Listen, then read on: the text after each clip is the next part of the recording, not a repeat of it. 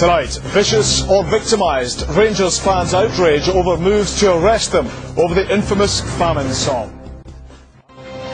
Cardinal Keith O'Brien tells STV News the song is vicious and incites hatred.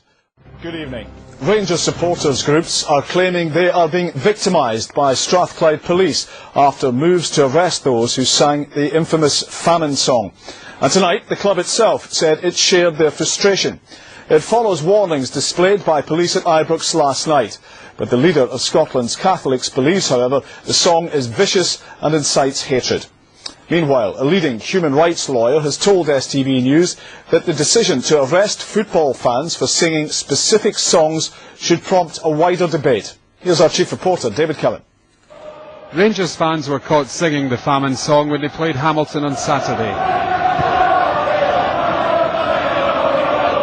Last night at Ibrox, in an unprecedented warning, the fans were told they could be arrested if they sang it again. The Rangers Supporters Trust has condemned the famine song, but it believes the fans are being victimised by the police. I find it very surprising that there's only one song in the whole of Scottish football that's considered offensive enough to warrant this sort of action. I find it very surprising that it seems to be for a few years now Rangers fans have been the target for this sort of thing, while other fans get away with singing equally, if not more, offensive songs. Tonight, in a statement, the club said, "We do not believe it's in the interests of fans to sing this song, and we do not wish to see supporters subject to arrest. We do, however, share the frustration of many of our supporters who believe that all too often Rangers fans are singled out on the issue of antisocial behaviour when it is commonplace at football grounds around the country and nothing is done or said about it. We also hold the view that some of the public statements regarding the singing of the famine song have only served to inflame rather than resolve the issue." Today, the leader of Scotland's Catholics praised Rangers for its efforts against sectarianism, but added his voice to those condemning the famine song. I think the content, the words of some of these songs are extremely vicious and just wrong, inciting hatred.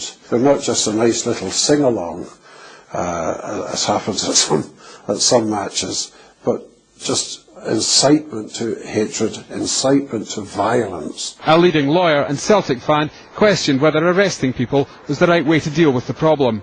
If you look at the words of Flower of Scotland, then it's a song partly in celebration of a battle of the Scottish against the English, where many English were killed.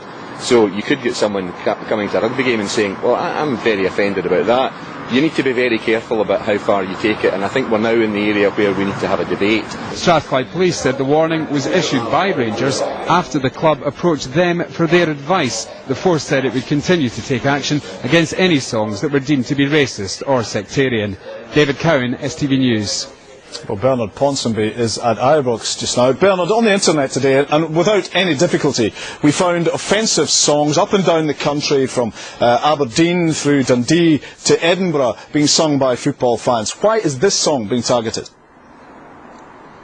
Well, John, let's be absolutely clear that this song is indefensible, but as you say, there are indefensible songs which are chanted at many grounds up and down the length and breadth of Scotland. What happened here at Ibrox Stadium last night was that the police were effectively sending a warning to Rangers supporters over one particular song which is indefensible, and I suppose the interesting question is, if it's indefensible in terms of a song at Ibrox, are police forces up and down the length and breadth of Scotland going to do the same thing? It raises an interesting precedent. And what would people actually be charged with?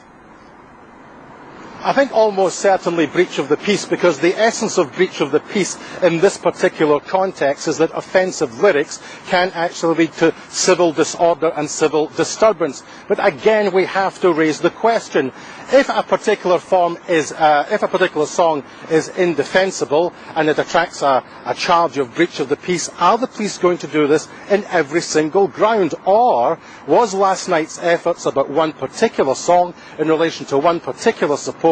That's what's irking the Rangers supporters. They believe they're being victimised. So too do the officials here at Ibrox.